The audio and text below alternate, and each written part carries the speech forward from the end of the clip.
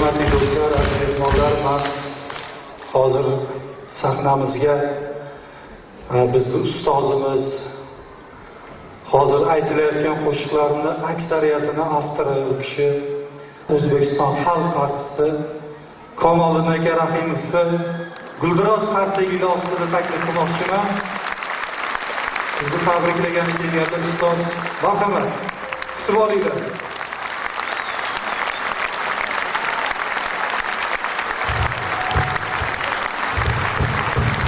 Assalomu alaykum.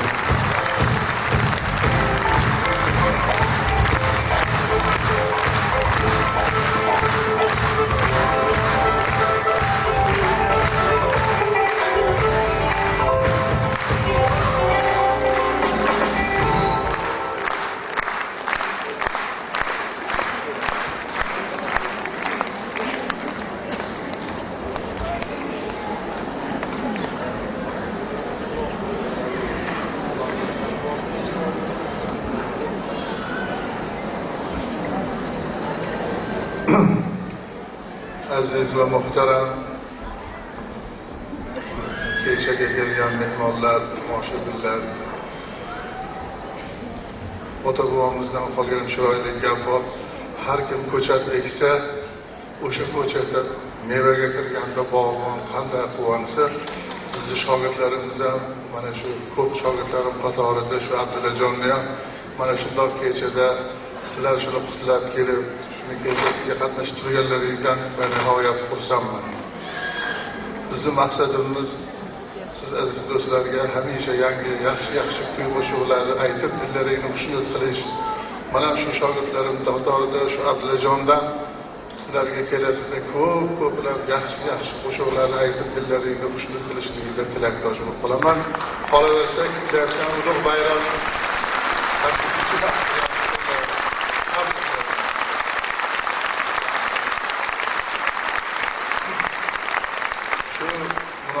bilan men ham sizlarga shu bir bayram tuhfasi sifatida bir yangi qo'shiq tayyorlab kelgan edim. Shuni aytib beraman, sog'ra yoqsa men ham xursand bo'lardim. Rahmat.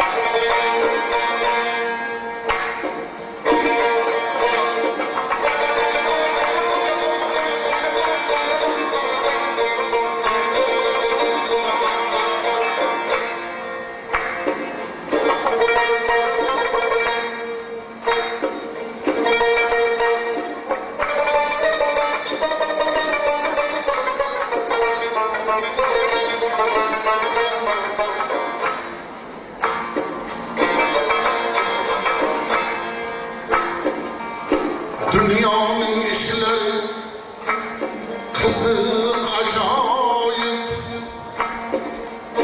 her kişi mıskanın batman sanaydı. Dünyanın işleri kızık acayip, her kişi mıskanın batman sanaydı. Qaysidir o'rmondan sher bo'lsa g'oyib, tulkilar o'zini aslan sanaydi. Qaysidir o'rmondan sher bo'lsa g'oyib, tulkilar o'zini aslan sanaydi. Xiralar hamisha davliqa qolib,